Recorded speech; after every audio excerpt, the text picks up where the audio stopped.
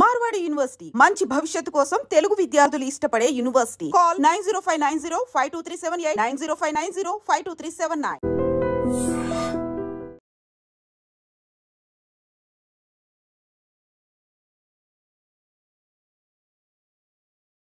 Sir Markapur నుంచి ఎక్కడికి వచ్చారండి మీరు ఇన్స్పెక్టర్గా ప్రమోషన్ వచ్చాక? నాకు ఇన్స్పెక్టర్ ఫస్ట్ పోస్టింగ్ దర్శి అండి. దర్శి ఎలాగుందండి క్రైమ్ నేచర్? దర్శి బేసిక్గా సాగర్ కాలువ ఉండడం వల్ల వాళ్ళంతా వ్యవసాయంగా పోతూ ఉంటారు. వ్యవసాయ సమాజం అనుకోండి దర్శి ఎక్కువగా. దర్శిలో పెద్ద నేరాలు కూడా లేవు. దర్శిలో ఉన్నప్పుడు పెద్ద సంఘటనలు ఏమి మాకు రాలేదు. ఫస్ట్ 2 years చాలా పీస్ఫుల్గానే గడిచిపోయింది దర్శిలో. అండ్ దర్శి తర్వాత నేను విజిలెన్స్ ఎన్ఫోర్స్మెంట్ చేశాను ఒక 3 years. ఆ టైంలో ఈ గ్రానైట్ బిల్స్ లేకుండా వెళ్ళే గ్రానైట్ మీద దృష్టి పెట్టాము. ఇప్పుడు ఏదైతే చెమకుర్తి నుంచిను మన బల్లికొరవ నుంచిను బిల్స్ లేకుండా వెళ్ళిపోతుంటాయి. మన ఏపీ స్టేట్ దాటిన తర్వాత ఆ బిల్స్ గురించి ఎవరు పట్టించుకోరు. సో ట్యాక్స్ ఇవేషన్ అంటారు. ట్యాక్స్ ఎగ్గొట్టి వెళ్ళిపోతున్న వాటి మీద దాదాపు 200 కోట్ల దాకా ట్యాక్స్ ఇవేషన్ కనిపెట్టి వాళ్ళందరికీ నోటీసులు ఇవ్వడం జరిగింది. VNDలో అది సాటిస్ఫై 3 years చేశారు. 3 years తర్వాత అండి అక్కడి నుంచి నేను మళ్ళీ గిద్దలూరు. నా మ్యాక్సిమం సర్వీస్ అంతా మార్కాపూర్ సబ్ డివిజన్ సార్. ఆ నల్లమల ఫారెస్ట్కే ఎక్కువ దగ్గర ఉంటాం. అక్కడ మళ్ళీ గిద్దలూరు ఎస్ఐగా ఉన్నప్పటికీ సిఐకి వచ్చేసరికి గిద్దలూరులో మార్పు వచ్చిందా? మార్పు చాలా పీస్ఫుల్ అయిపోయింది కదా. గతంలో ఎస్ఐగా పనిచేసినప్పుడు నేను చెప్పాను కదా, నేను దాకా ఫ్యాక్షనిస్ట్తో ఓ పక్క కొట్లాడేవాళ్ళం, ఓ పక్క పీపుల్స్ ఫర్ గ్రూప్తో కొట్లాడుతూ ఉండేవాళ్ళం. ఇప్పుడు చాలా పీస్ఫుల్ గిద్దలూరు. బట్ గిద్దలూరులో ఈ చిన్న చిన్న దొంగతనాలు లాంటివి పెద్ద నన్ను శ్రమ పెట్టేంత లేదా ఇన్స్పెక్టర్ ఇన్వాల్వ్ అయ్యేంత పెద్ద కేసు ఉండదు. అక్కడేమీ పెద్దగా క్రైమ్ ప్యాటర్న్ మారి ఉంటుంది. Giddalur is a place where all kinds of crime happen అండి. అక్కడ అన్నీ జరుగుతాయి. కిడ్నాప్లు జరుగుతాయి. గిద్దలూరు అటు పూర్తిగా ఆధునికమో కాదు, అటు పూర్తిగా ప్రాచీనమో కాదు, మధ్యలో ఉంటుంది. ప్రతి గ్రామానికి ప్రతి ఇంటికి ఒక ఆర్మీ అతను ఉంటాడు. ఇండియన్ ఆర్మీకి రిప్రజెంట్ చేసేవాళ్ళు దాదాపు 25,000 మంది దాకా ఉంటారు ఆ ఏరియాస్లో. అందువల్ల రకరకాల క్రైమ్ జరుగుతుంటుంది అక్కడ. ఎక్కువగా నంద్యాల ప్రభావం ఎక్కువ ఉంటుంది వాళ్ళకి. ఇటు పక్క ఆళ్లగడ్డ ఉంటుంది వాళ్ళకి పశ్చిమ. సెకండ్ టైం వచ్చేసరికి గిద్దలూరులో మీకు ఎదురైన మంచి కేసు చెప్పండి. గిద్దలూరులో సెకండ్ టైం 2-3 మర్డర్స్ కేసు జరిగాయండి. అక్కడ అంతమించి పెద్ద ఏమి రిపోర్ట్ కాలేదు. ఒక క్రైమ్ జరిగినప్పుడు మీరు ఎందుకు అక్కడే ఎక్కువసేపు టైం స్పెండ్ చేస్తారండి? ఏం లేదండి, క్లూస్ వస్తే డిటెక్ట్ అవుతుంది, అంతమించి ఏం లేదు. అది క్లూస్ వస్తే డిటెక్ట్ అవుతుంది, అంతమించి దాని గురించి పెద్ద ఏమీ లేదు. గిద్దలూరులో సెకండ్ టైం పనిచేసినప్పుడు 3 years చేశాను అక్కడ నేను. మన సత్యేష్ బాబు సార్ ఎస్పీ గారు ఉన్నారు. ఎవరండి? మహేష్ బాబు సార్ ఎస్పీగా ఉన్నారు. వర్మ గారు ఎస్పీగా ఉన్నారు. ఎవరండి? త్రివిక్రమ్ వర్మ గారు మన ఐజీ గారు చేశారు కదా, వారు ఎస్పీగా ఉన్నారు. అంతా అక్కడ పీస్ఫుల్గానే జరిగింది. అక్కడ పెద్దగా ట్రబుల్స్ ఏమీ రాలేదు. మీరు ఇప్పుడు గిద్దలూరు వచ్చేసరికి రేష్ బాబు గారిని, వర్మ గారిని మీరు అంతకుముందు చూసి ఒక లెజెండ్స్ అని చేసుకుని వచ్చారు కదా, అంటే ఎవరు యాక్షన్ ఎలాగ ఉంటుందండి? అవునండి, అందరూ అద్భుతమైన ఆఫీసర్స్ ఇక్కడ చేసిన వాళ్ళందరూ. సార్ చాలా, యేసుబాబు సార్ ఉన్నారు, చాలా ఇంటెలిజెంట్ ఆయన చాలా అద్దంకి కేసెస్ చేశారు సార్. ఇక్కడ ఉన్నప్పుడు చాలా కేసెస్ డిటెక్ట్ చేశారు. ఏంటండి అద్దంకిలో కరణం బలరామ కృష్ణమూర్తి గారికి వాళ్ళకి ఏదో ఫ్యాక్షన్ ఉంటే ఫ్యాక్షన్ మర్డర్ జరిగింది. దానికి ప్రతిగా మరొకటి ఏదో జరిగింది, లారీతో గుద్దపోయిన సంఘటన.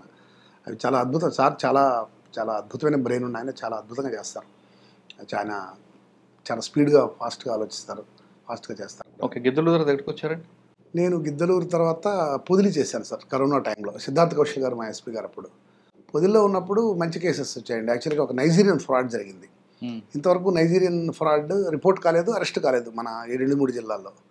ఆ కేసుని ఎస్పీ గారు ప్రతిష్టాత్మకంగా తీసుకున్నారు. అదేమైందంటే ఒక అబ్బాయి Christian missionary Facebook page follow అవుతున్నాడు ఒక అబ్బాయి. వాడికి రోజు బ్లెస్సింగ్స్ దొరికేవి ఆ పేజ్ ద్వారా.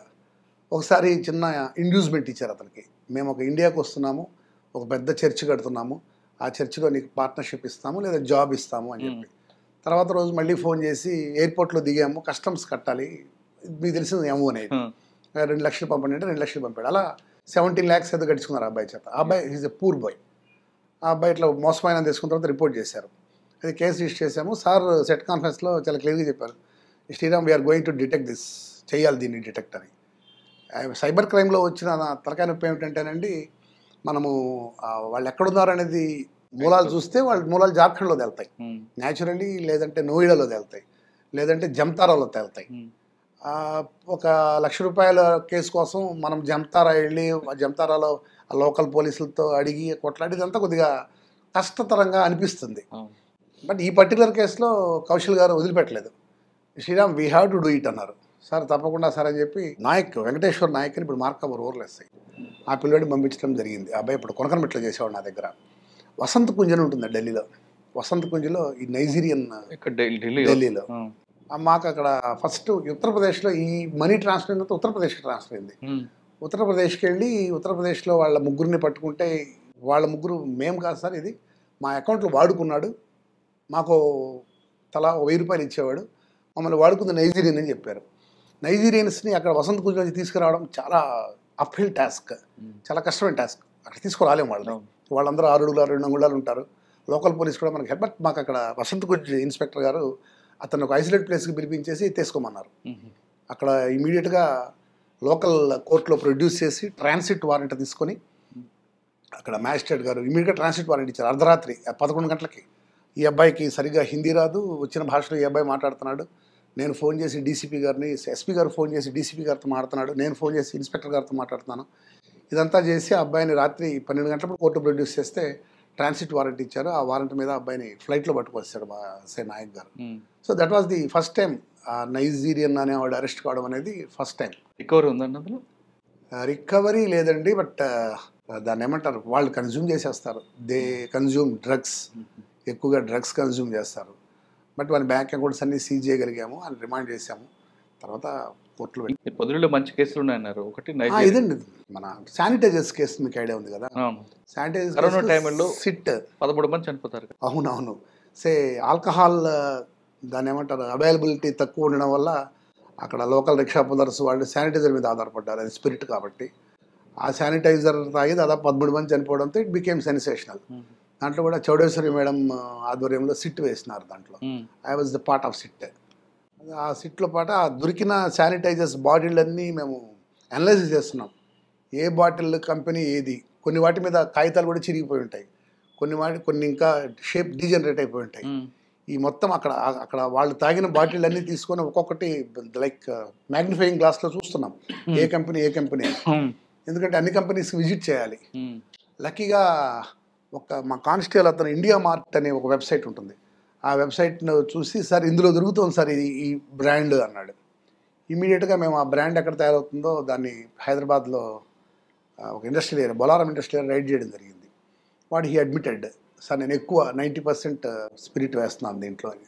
సో వాడిని తీసుకొని వచ్చి జైన్నాడు, దాన్ని తీసుకొని వచ్చి అరెస్ట్ చేయడం జరిగింది. అది గ్రేట్ కేసు, మంచి కేసు అండి అది కూడా.